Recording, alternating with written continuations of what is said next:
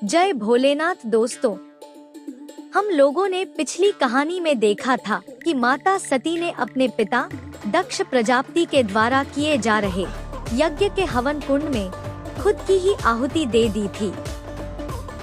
हम लोगों ने उस कहानी में यह भी देखा था कि यह कहानी वीरभद्र के जन्म से भी जुड़ा हुआ था। चूंकि ब्रह्मांड नहीं थी, इसलिए ब्रह्मांड को सृजन की आवश्यकता थी। शिव ध्यानस्थ थे, संसार से विरक्त। तब महाशक्ति ने स्वयं निर्णय लिया कि वह पुनः जन्म लेंगी। इस बार उन्होंने राजा हिमवान और रानी मैना के घर जन्म लिया। कहानी में आगे बढ़ने से पहले धर्म प्रेमियों, बेहद खुशी के साथ कहना है कि आप सनातन धर्म में रुचि रखते हैं। मेरी कहानी पसंद आए तो इसे एक लाइक करें, शेयर करें और यदि आप इस चैनल पर नए हैं तो चैनल को सब्सक्राइब कर बेल आइकन को भी दबा दें। तो आइए कहानी में आगे बढ़ते हैं। एक दिन राजा हिमवान अपने महल के उद्यान में ध्यानमग्न थे। तभी आकाश से एक दिव्य प्रकाश उतरा। एक ज्योति ने उनके आगे प्रकट होकर कहा, हे हिमालय, तुम्हारे घर स्वयं शक्ति जन्म लेंगी। यह कन्या केवल तुम्हारी बेटी नहीं, बल्कि यह पूरी सृष्टि की माँ होगी। इस घटना को जानकर देवी मैना अत्यधिक खुश हुई। इसके कुछ समय पश्चात एक दिव्य कन्या का जन्म हुआ। वह बच्ची बेहद खूबसूरत थी। एक तेज उसके माथे से झलकता था। जब माता मैना ने पहली बार उसे गोद में लिया तो उन्हें उस बच्ची की मुस्कुराहट के साथ ही ऐसा लगा मानो संपूर्ण प्रकृति मुस्कुरा उठी हो।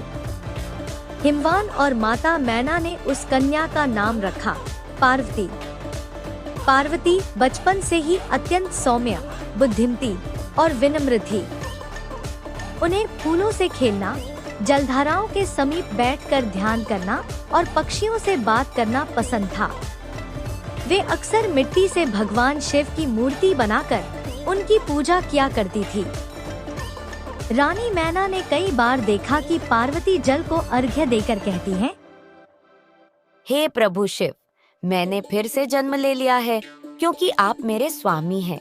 मैं आपसे अलग नहीं रह सकती। मैं आपको फिर से पाने आई हूँ। मैना माता चकित हो जाती। वह समझ नहीं पाती कि मेरी बिटिया कौन सी स्मृति में लिप्त है। क्या हुआ है इसे?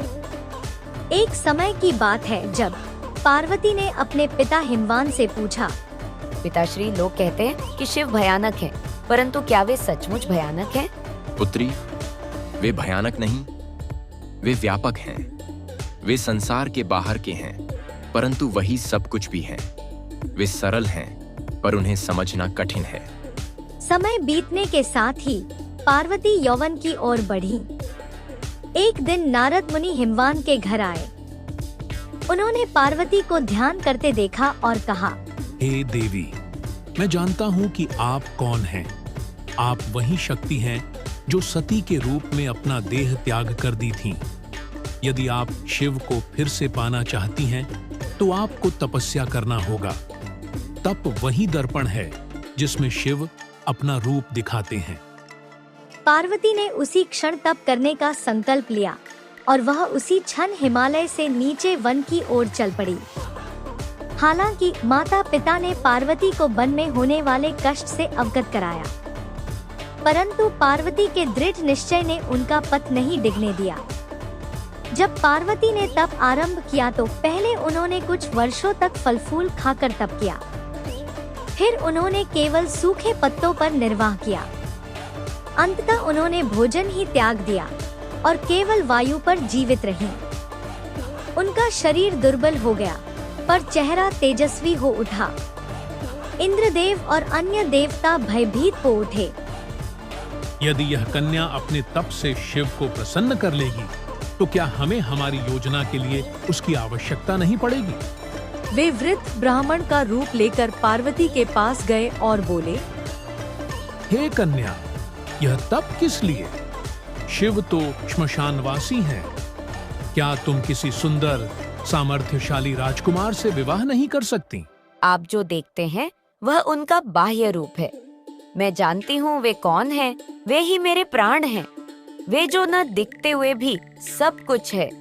मैं अपने प्रेम से उन्हें पुनः स्मरण कराना चाहती हूँ कि शक्ति फिर से उनके पास आई है।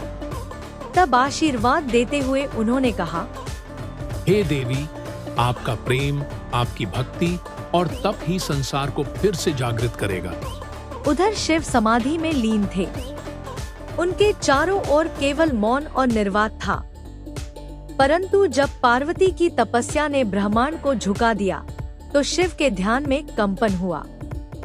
उन्होंने अपने अंतर में एक जानी पहचानी पुकार सुनी और वह थी शक्ति की पुकार। वे तपस्वी रूप में पार्वती के समक्ष आए और परीक्षा लेने के लिए एक ब्राह्मण का रूप धारण किया। उन्होंने कहा, हे कन्या, तुम जिस योगी के लिए तप कर रही हो वह तो श्मशान में रहता है, भूतों का स्वामी है, भिक्षा पर जीवन बिताता है। ऐसे लोग के लिए क्या तप करना। वही योगी मेरे लिए शिव हैं।